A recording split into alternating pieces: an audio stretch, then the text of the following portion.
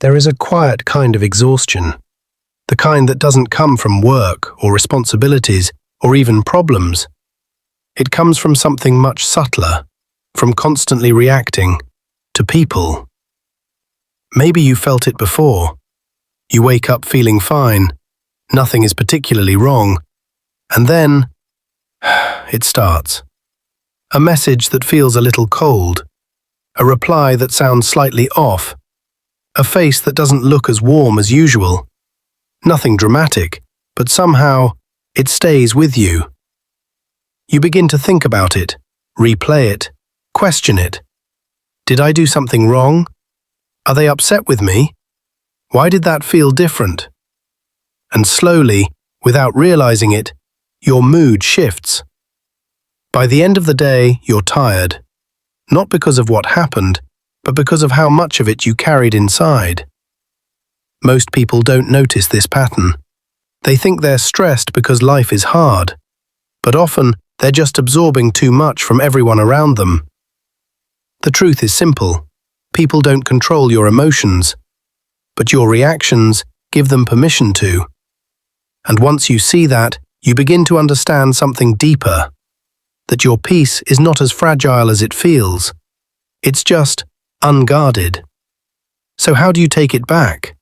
Not by becoming cold, not by shutting people out, but by learning to hold your ground from within. There are a few quiet principles that change everything. Not instantly, but steadily. The first is this: other people's emotions are not your responsibility. It sounds obvious, but in practice, it's something many people forget. Someone looks upset, and you feel like you caused it. Someone speaks with tension, and you assume it's directed at you. But most of the time, you're only seeing a small piece of a much bigger story. They might be tired, overwhelmed, dealing with something you know nothing about. And yet, you take it in, you carry it, you make it yours. But not everything you feel belongs to you, and learning that distinction is the beginning of emotional stability. The second principle is simple, but powerful. Create a pause. Most reactions happen instantly. A word triggers you, a tone irritates you, a situation pushes you, and before you even realize it, you've already reacted. But there is a space, a very small space, between what happens and how you respond. Even just 2 seconds. 2 seconds to breathe, to observe, to choose. In that space, you are no longer being pulled, you are deciding. And that changes everything. Because control is not about suppressing emotions, it's about not being ruled by them. The third principle: not everything deserves your attention.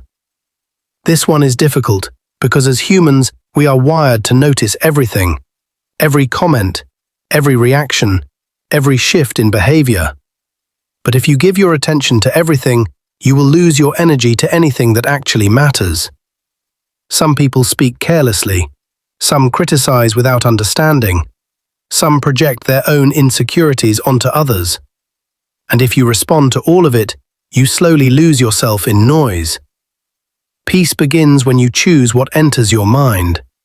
Not everything deserves a response. Some things just deserve silence. The fourth principle: learn to separate facts from interpretation. This is where many emotions quietly take control. Something happens. Simple, neutral, but your mind adds a story to it. A message is not answered, and suddenly it feels like rejection. A tone changes slightly, and it feels like disrespect. But what actually happened and what you think it means are not always the same. When you begin to question that gap, you create clarity, and clarity softens emotional reactions. Not everything is as personal as it feels. Sometimes it's just your mind trying to make sense of uncertainty. The fifth principle is quiet strength. Choose calm over reaction. There is a kind of power that doesn't need to speak loudly. It doesn't argue. It doesn't prove. It doesn't rush. It simply remains steady. People who react easily are easy to influence, but people who stay calm are much harder to move. When you don't respond the way others expect, you take back control. And often, that silence says more than any reaction ever could. The sixth principle: protect your emotional environment. Energy is contagious. The people around you shape how you feel more than you realize. If you are constantly surrounded by negativity, complaints, or tension, your mind absorbs it. And over time, it becomes your normal. But you always have a choice. Not always to leave completely, but to create distance, to limit exposure, to respond less. Protecting your peace is not selfish, it is necessary. Because you cannot stay clear in a space that constantly clouds you. And finally, the seventh principle: understand your own triggers.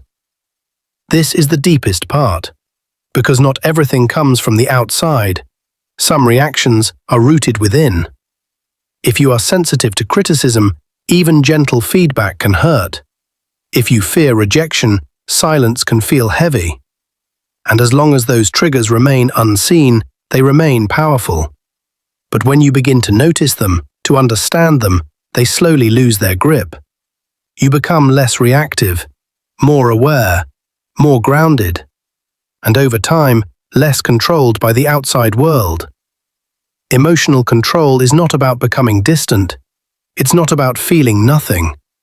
It's about knowing what to hold and what to release.